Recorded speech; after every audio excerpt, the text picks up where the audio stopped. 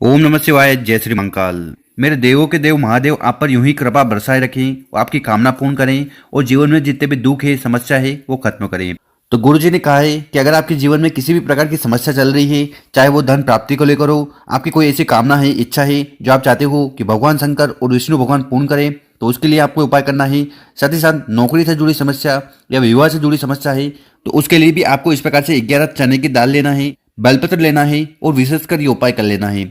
इस उपाय को करने के बाद आपके जीवन के सारे संकट दूर होंगे। तो गुरु जी की कथा को सुनकर ही उपाय बताएंगे, उसके पहले इस वीडियो को लाइक कर दें, चैनल पर नए हो सब्सक्राइब जरूर करिएगा। देखिए, बहुत सारे लोग परेशान रहते हैं कि दुर्भाग्य के कारण हमारा कौन सा भी कार्य बनता नहीं, तो उसके लिए आपको विशेषकर आज उपाय करना है। तो इस वाले उपाय में जो सबसे पहले सामग्री आपको चाहिए वो है चने की दाल। ठीक है, कितनी चाहिए तो आपको गिनकर 11 चने की दाल के दाने ले लेने हैं।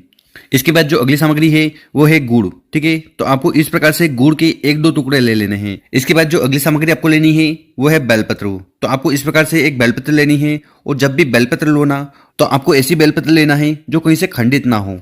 और फिर हर बार की तरह आखिरी में आपको इस प्रकार से एक तांबे का लोटा लेना है और उस तांबे के लोटे में आपको अपने किचन से विशेषकर जल भर लेना है।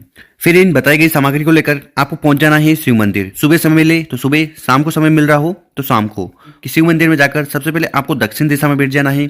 आपका जो चेहरा होगा वो उत्तर दिशा की तरफ होना चाहिए। और शिव मंदिर में जाने के बाद जो भी शिवलिंग के ऊपर सामग्री आपको चढ़ानी है, जो भी पूजन पाठ आपको करनी है, वो कर लीजिएगा।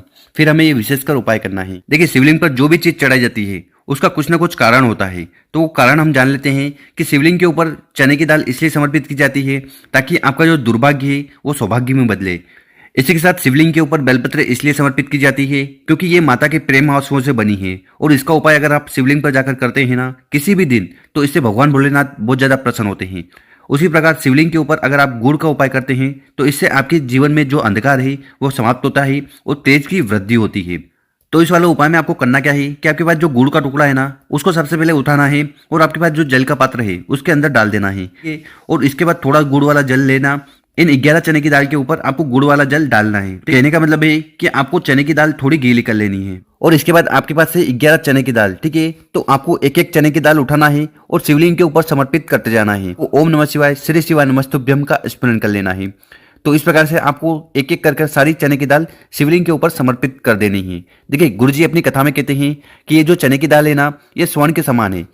मतलब कि अगर आप शिवलिंग के ऊपर स्वर्ण का दान नहीं कर पा रहे हैं, सोना नहीं चढ़ा पा रहे हैं, तो फिर आपको मात्र ये चने की दाल चढ़ा देनी चाहिए।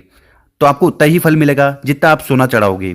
और ये चने की दाल समर्पित करते समय आपके जीवन में जो भी दुर्भाग्य है, जिसके कारण आपके कार्य बनते बनते बिगड़ने लगते हैं, तो उसके लिए आपको विशेषकर भगवान भोलेनाथ से निवेदन कर लेना है। इसके बाद आपके पास जो एक बेलपत्र है ना, उसको उठाना है। उसको उठाकर अपने सीधे वाले हाथ में रखना है। सीधे वाले हाथ में रखते हुए आपको अपनी जो कामना है वो भगवान भोलेनाथ को कह देना है। तो कैसी भी कामना या समस्या है ना, तो उसका स्मरण करते हुए आपके पास जो एक बेलपत्र है उसको उठाकर आपको शिवलिंग के ऊपर समर्पित कर देना है। इसकी जो डंडी होगी वो जलाधारी की तरफ होगी और जो बड़ी पत्ती होगी वो आपकी तरफ होगी। और शिवलिंग पर हरदम उल्टा बेलपत्र समर्पित होता है। तो इस प्रकार से आपको चने की दाल के ऊपर एक बेलपत्र समर्पित कर देना है। और उसके बाद आपके पास जो जल का लोटा है जिसमें आपने गुड़ डाला था, तो उस गुड़ वाले जल को उठाना है और उसको भी आपको शिवलिंग के ऊपर समर्पित कर देना है। ओम नमः शिवाय, श्री शिवाय नमस्तुभ्यम का स्मरण करते हुए।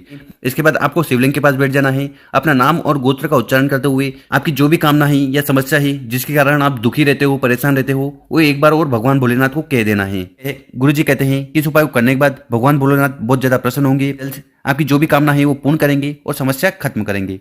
तो गुरु जी द्वारा बताया गया बहुत ही अचूक और यूनिक उपाय है, कर जरूर देखिएगा।